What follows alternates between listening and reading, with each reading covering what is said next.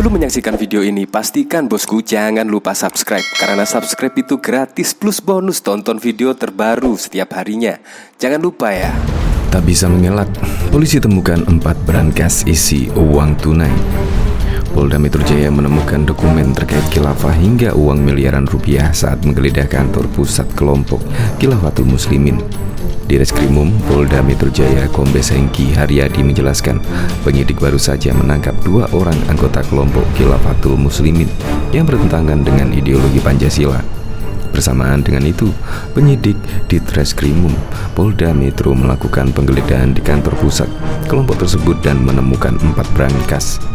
Total 4 brankas besi, di mana 3 berukuran sedang dan 1 berukuran besar, ujar Hengki dalam keterangannya pada Sabtu 11 Juni 2022.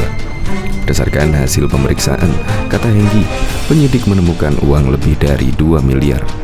Ditemukan pula dokumen terkait dengan penyebaran paham atau ideologi yang bertentangan dengan Pancasila, berisi uang tunai lebih dari 2 miliar. Kemudian dokumen tertulis terkait penyebaran paham yang bertentangan dengan Pancasila. Kata Hengki, diberitakan sebelumnya, Polda Metro Jaya menangkap 2 orang anggota Ormas Khilafatul Muslimin yang menyebarkan ajaran khilafah. Hengki Haryadi mengatakan kedua orang tersebut ditangkap di wilayah Teluk Betung, Bandar Lampung.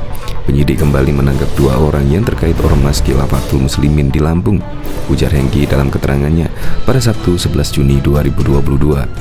Penangkapan dilakukan setelah sebelumnya Abdul Qadir Hasan Baraja, pemimpin kelompok Khilafatul Muslimin, ditangkap pada Selasa 7 Juni 2022 pagi di Lampung.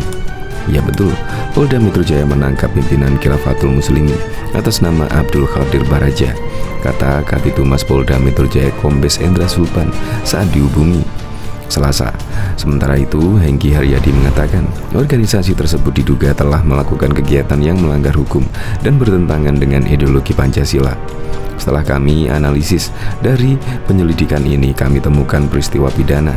Ternyata kegiatan-kegiatan yang dilakukan oleh ormas ini, baik ormas yang tidak terdaftar maupun yang berbadan hukum, ternyata kegiatan ini sangat bertentangan dengan Pancasila, ungkap Hengki.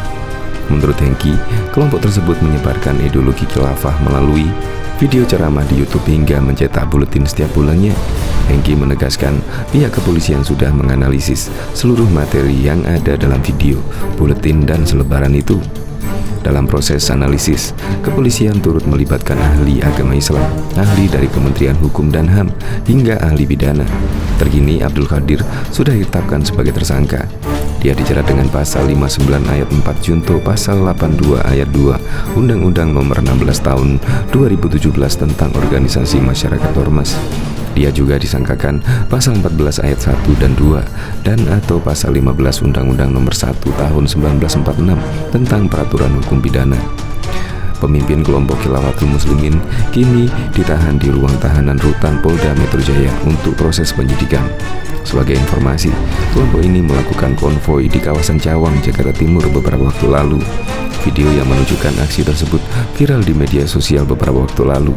Dalam video rekaman aksi konvoi tersebut, Khilafatul Muslimin itu, para peserta konvoi terdiri dari orang dewasa dan anak-anak yang mengenakan pakaian bernuansa hijau.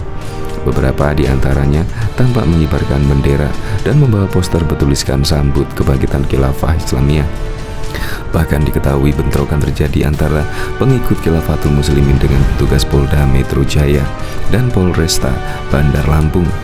Tampak beberapa simpatisan Khilafatul Muslimin menyerang petugas kepolisian di luar kantor pusat Khilafatul Muslimin di Jalan R.A. Rashid, Kecamatan Bumi Waras, Bandar Lampung. Aksi lempar helm ke petugas pun terjadi.